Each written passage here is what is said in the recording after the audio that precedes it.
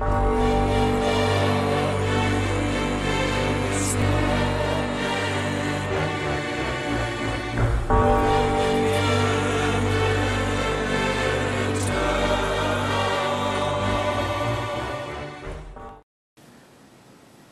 to my debate of the week, ladies and gentlemen. Happy New Year if it's uploaded on a Thursday. I'm not sure yet because I'm going to have some stuff I got to do tomorrow. I may not be able to upload this video until the next day, which will be January 1st. If it is, Happy New Year. But this is about Christian Cage to everybody else. Did he leave a mark in wrestling? Well, let's see it like this, ladies and gentlemen. Not many people can leave a mark in wrestling in a way that can not only be memorable, but can translate into something more, which means something after they can wrestle. When you look at my Raw review, you'll see that Edge and Christian may actually do a cutting edge peep show type of show, which actually would work. Once a month, or maybe twice a month, they do the cutting edge peep show, which will make things interesting. But this means that someone has to be able to work with Edge that is capable. Edge is a charismatic character. He can do great work in the ring when he was wrestling, but he did even more interesting work outside the ring when he talked about his promo segments, what he did with Lita, all that stuff. So is Christian good enough to work after he can't wrestle anymore? This is my point of view. Now, I didn't get a big opportunity to watch Edge and Christian when they were in the Brood. I'm sorry. I was spending a lot of time working. I was working 12-hour to 10-hour days. I had a bad marriage. And I had depression, I guess. To a certain extent, I believe I did. I was never happy. But in the end, I didn't get a chance to see those years they were wrestling. I only saw little snippets of it. So I didn't really get a good idea of what they were doing. By the time they let that go and they were just Edge and Christian, I did manage to see a little bit of it in the early 2000s. Like 2001, 2002, before they broke up and either one of them went off on their own. Seeing them go up against the Hardy Boys was a very interesting dynamic. Seeing them go up against the Dudley Boys was also an interesting dynamic. And I felt they were a very good team. By the time Christian broke away, I'd have just seen maybe a year of them. I mean, year of him, actually. And he did kind of work with Edge a couple of times before he broke off completely. Most of the time, I saw him working with, well, Chris Jericho to a certain extent. Even though he did wrestle by himself, he did work with Chris. And I felt Captain Charisma wasn't a great character, but he wasn't bad.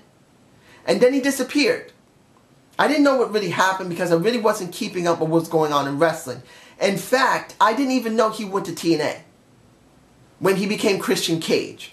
Now, I have managed to see some episodes of TNA back then, and I felt he wasn't a bad character. I think he was more interesting as Christian Cage than he was as Christian in WWE. I actually think he was more effective in TNA than he was in WWE. You guys can tell me below, but that's just my perspective. When he left, I think he made a mistake. I really felt like he was like a Jay Lethal type of person.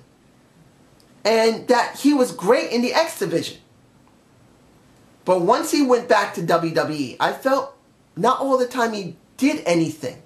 Then he got hurt a couple of times, came back, at least until he had his shot to get the World Heavyweight Championship. Not the WWE World Heavyweight Championship, the World Heavyweight Championship. And the way he built himself up. And that was when Edge retired. I really felt that by Edge retiring and him putting him into the Hall of Fame really boosted Christian's really popularity and likability. Because of what happened to Edge really helped Christian. And to be honest, I really enjoyed Christian after he helped his best friend Edge get into the Hall of Fame by inducting him. And then when he won the World Heavyweight Championship, I was happy. I actually thought, hell, they're giving a guy who's not one of the biggest guys, he's not one of the most popular guys, he's not one of the most charismatic guys, but he is a decent worker in the ring. He does have some decent talking ability. and he can tell a story. That wasn't a bad thing, and he was a world heavyweight champion. The crowd was into him until he lost the title within, they're saying 5 days, we know it was 2 days. I felt it was stupid. If he was going to be a transitional champion, it would have been better for him. He should have been allowed 2 to 3 months to hold the championship and see how far he can get with his fan base. We don't even know how much merch he sold. He could have sold, because he was gone within 2 to 3 days. I really felt that was a missed opportunity by the WWE. It's not the point if he was popular to the WWE. He had to be popular to the fans. If the fans were actually getting behind him, the WWE shot themselves in the foot in 2011. They did. I felt it was stupid. And with Christian, we really don't know how far his popularity could have been if he had been World Heavyweight Champion for a couple of months. He could have sold some good merchandise. He could have done some good live appearances. He could have gone on television.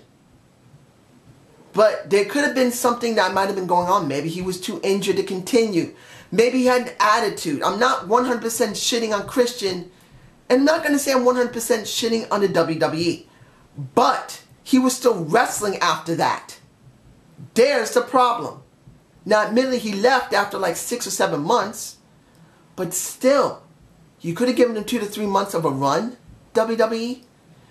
You couldn't give it to him. You had to give it right back to Randy Orton. I think it was, I don't even remember if it was Randy Orton. I believe it was. You guys tell me below if it wasn't Randy Orton. I believe it might have not been, but I just don't remember right now because it's kind of eluding me. But let's be honest here. Christian, out of 100% main eventer and 10% jobber, Christian was about 70%.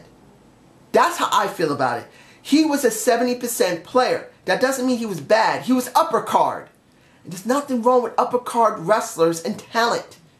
Those are the type of people you can push into the main event briefly, do something with them, and then bring them down a little bit where they would still contribute to helping the mid-carders who are new and helping the main eventers who need somebody who's legitimate. Admittedly, when they were doing the one more match crap, especially with, I think it might have been ADR, he was having the, yeah, I think it was ADR he was having the rivalry with. And ADR was the one who got the title back. I could be wrong, you guys can tell me. But honestly, is Christian capable of doing something after his retirement in wrestling? Yes. Did he leave a good mark in wrestling? I believe he did. He did a decent mark as a tag team specialist. And I believe he did a better mark in TNA than he did in WWE. He was more dynamic, he was more interesting, he was more viable. And when he went back to WWE, he became viable enough after giving his friend the greatest gift that you could give, inducting him into a Hall of Fame from the heart saying, I love you. The crowd got behind him and he could have done something interesting with a 2-month reign as World Heavyweight Champion for the WWE, which they took from him like an idiot. But that's just my point of view. You guys tell me below what you feel about Christian and did he leave his mark in wrestling? Now, I hope you enjoyed this debate of the week. Please give me a comment below. I don't know if this is going to be uploaded tomorrow. I have some stuff to do. If it is, sorry about saying Happy New Year, but Happy New Year anyway. And I hope you enjoy this. Give me an idea what you want me to do debate next. I don't know yet, but I will be getting back to you as soon as possible. Have a good day and have a good night.